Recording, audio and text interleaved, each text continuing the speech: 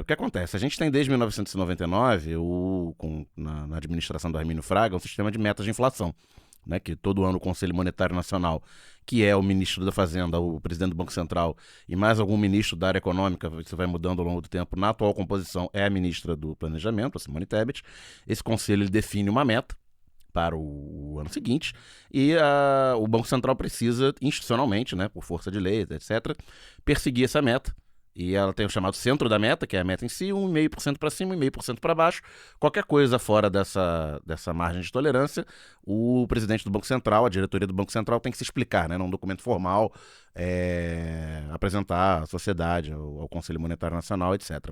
E existe agora que está na moda a palavra, né, um arcabouço de medidas que o Banco Central tem uma receitinha de bolo, né, que ele tem que seguir para perseguir essa meta, e a principal receita à mão, não é a única, mas é o principal componente, é a taxa de juros básica, da Selic, né, que é a taxa que o governo paga, a taxa de juros que remunera a dívida do governo, os títulos de dívida do governo, e acaba sendo a taxa que determina todas as taxas de juros da economia, né? Ela é a taxa básica, porque tipo, nenhum banco vai emprestar dinheiro a um empreendedor, a uma empresa, abaixo da taxa que ele empresta para o governo, porque o governo é considerado mais seguro. Então, se o governo está pagando aí quase 14% ao ano, ninguém vai conseguir empréstimo abaixo disso. Isso vai determinar juros altos para toda a economia. Voltando aqui ao raciocínio, né? A meta atual, definida no ano passado, um ano de inflação alta, nos anos Bolsonaro foram anos de inflação muito altas, mais altas depois do Plano Real, em 1994, jogou para 2023 uma meta de 3%. Que é uma meta que nunca teve, nem na época do Armínio Fraga, lá no governo Fernando Henrique II, que as metas eram baixas, as metas eram de 3%. Então, se você sai de uma inflação alta e joga para uma meta muito baixa, é óbvio que a receitinha de bolo vai te jogar num juro muito alto, né? Então,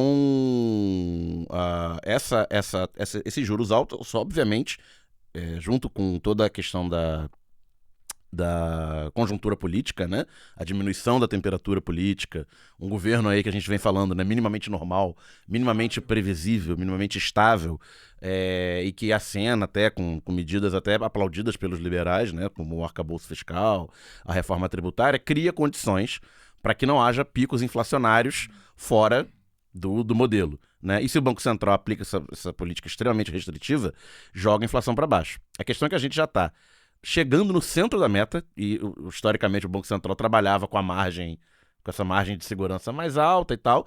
A inflação acumulada nos últimos 12 meses, ou seja, se a gente pegar de julho de 2022 a junho de 2023, essa última divulgada pelo IBGE que o Caio falou, já está em 3,16%, ou seja, muito próximo do centro da meta e com tendência a cair.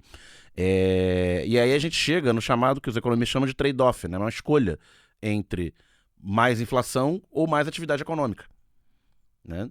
E você trabalhar com esse modelinho tão perto do centro da meta, numa economia que luta para conseguir respirar, para conseguir voltar a sair de uma recessão, estagnação que já dura, ou recessão ou estagnação, ou crescimento baixo, né? Que dura os 7 anos, os 8 anos, dos quais 7 o lado B existe, né? Então você está forçando um modelo teórico, ideológico, né, para perseguir essa meta altamente restritiva, que foi definida ainda no governo Bolsonaro, e escolhendo ter menos atividade econômica. Né? Isso significa menos emprego, menos dinheiro circulando. Então, comemora-se a inflação baixa? Comemora-se.